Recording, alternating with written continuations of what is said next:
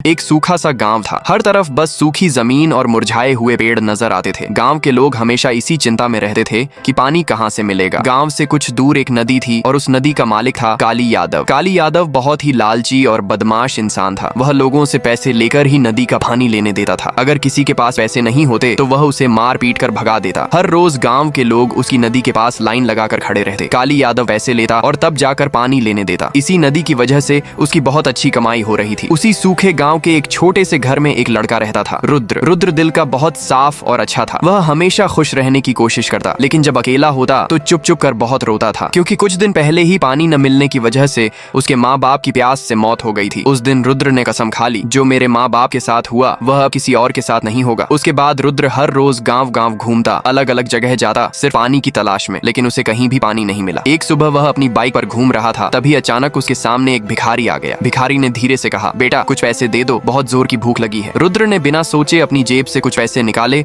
और उस भिखारी को दे दिए। फिर वह बाइक स्टार्ट करके वहां से चला गया। धीरे धीरे शाम हो गई, लेकिन आज भी रुद्र को कहीं पानी नहीं मिला। निराश होकर वह घर लौट आया। जब रुद्र घर में सो रहा था तभी वही भिखारी चुपके से उसके घर के बाहर आया। उसने धीरे से पानी का एक छोटा सा बॉक्स उसके घर के बाहर रख दिया, हल्का सा मुस्कुराया और धीरे धीरे वहां से चला गया। सुबह हुई, रुद्र उठा और तैयार हो गया। उसने सोचा, आज चाहे जो हो जाए मैं पानी ढूंढ कर ही रहूंगा। जैसे ही वह घर से बाहर निकला, उसने देखा बाहर एक छोटा सा पानी का बॉक्स रखा हुआ है। रुद्र उसे बड़े ध्यान से देखने लगा। तभी उस बॉक्स के अंदर से एक आवाज आई, मैं एक जादुई पानी का बॉक्स हूँ, मुझे जहाँ रखोगे वहाँ हरियाली आ जाएगी। रुद्र मुस्कुराया और उस बॉक्स को गांव के बीच में ले गया। सारे गांव वाले वहाँ जमा हो गए, सब उसका जादू देखना चाहते थे। रुद्र ने जोर से कहा, अब देखो इस पानी के बॉक्स का कमाल। अचानक आसमान में हलचल होने लगी। वह पानी का बॉक्स बड़ा होने लगा और धीरे धीरे गांव की सूखी जमीन हरी भरी होने लगी। मुरझाए हुए पेड़ फिर से जीने लगे। लोगों की खुशी का ठिकाना नहीं था। सब नाच रहे थे, गा रहे थे। रुद्र खुशी से आसमान की तरफ देखकर चिल्ला रहा था, मम्मी पापा देखो मैंने कर दिखाया। और जैसे ऊपर से उसके माँ बाप भी मुस्कुरा रहे थे। लेकिन एक आदमी बहुत उदास था, काली यादव। जब वह सुबह उठा और गांव देखा तो उसकी आंखें खुली की खुली रह गईं। यह कौन सा देश है, इतना हरा भरा। वह गांव में इधर उधर घूमता रहा, लेकिन उसे हरियाली के सिवा कुछ नजर नहीं आया। तभी उसकी नजर लोगों पर पड़ी जो खुशी से नाच रहे थे, और उनके बीच में रुद्र खड़ा था। उसके पास ही वही जादुई पानी का बॉक्स था। काली यादव समझ गया, जरूर इस बॉक्स में ही कोई जादू है। उसके दिमाग में एक खतरनाक विचार आया। उस रात रुद्र बहुत थक कर घर आया